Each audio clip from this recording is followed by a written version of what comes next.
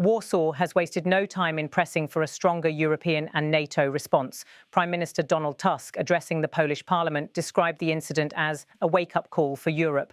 He urged allies to accelerate the delivery of air defence systems and to prepare contingency plans for further violations.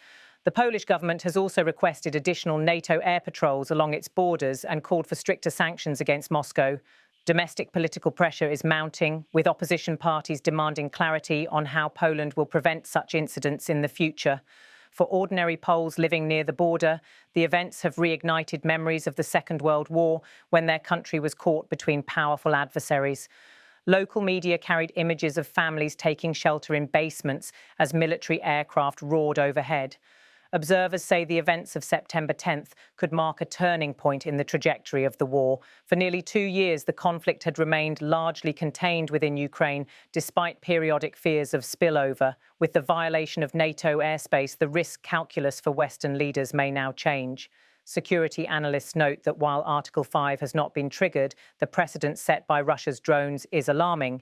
It tests the boundaries of NATO's deterrence posture and raises questions about how far Moscow is willing to push. Some warn that failing to respond decisively could embolden Russia to repeat such actions. Others argue that overreacting risks escalating into a wider war that neither side desires.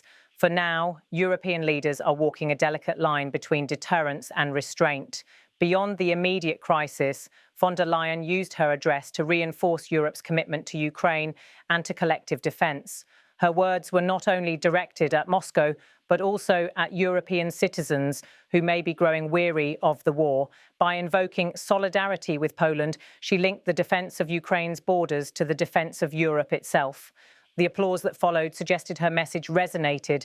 As she concluded her remarks, von der Leyen reiterated that Europe will not be intimidated. While she offered no specific policy measures, her choice of language signalled that further actions, whether in the form of sanctions, military support or diplomatic pressure, are on the table.